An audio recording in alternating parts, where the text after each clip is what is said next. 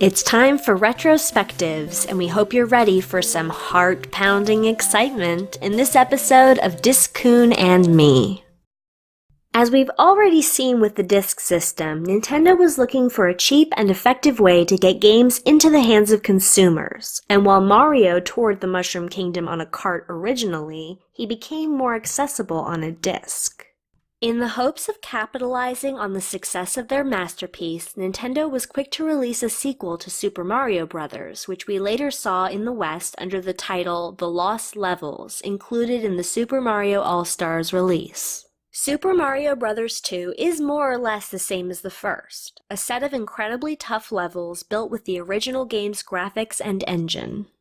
However, Nintendo was unsure if their sequel would be successful in the US if it seemed to be too similar to a game NES owners had already played for countless hours.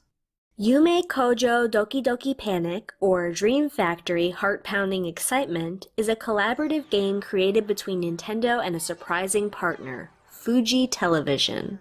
The Yume Kojo event, after which the game is named, and which ran from July 18th to August 30th of 1987, was a promotional event to usher in a new generation of media and programming.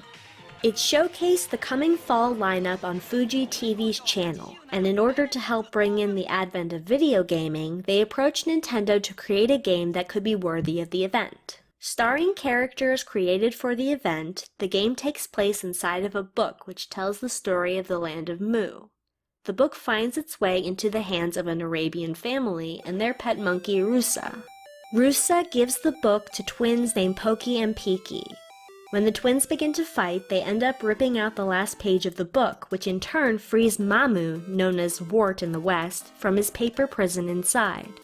Mamu grabs the twins, and our family of characters hops in after them to the rescue.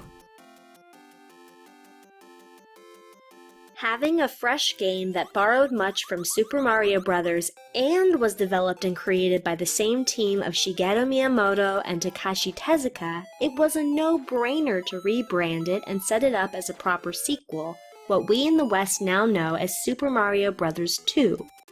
Super Mario Bros. 2 isn't simply a palette swap of Doki Doki Panic, and to dismiss the original as inferior would be unfair. While there are many enhanced changes to its Western cousin, Doki Doki Panic is a much more challenging adventure by comparison.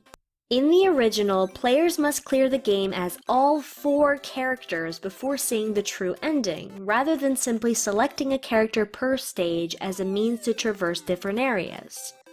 With 3 stages per world and 7 worlds, it is no easy feat. Imagine the family's brother was replaced by Mario as the balanced character.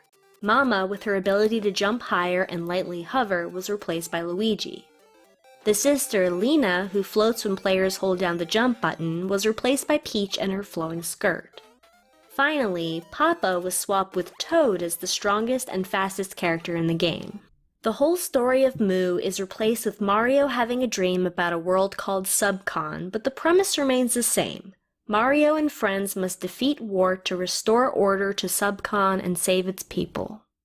Nintendo's gamble paid off, and the game was a commercial and critical success that held players over until Super Mario 3 was released.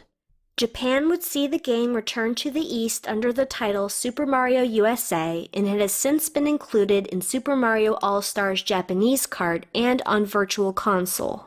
There's quite a number of differences between these games, which we'll be sure to list in another episode. If you'd like to learn more about Doki Doki Panic, you can head over to strategywiki.org and mariowiki.com.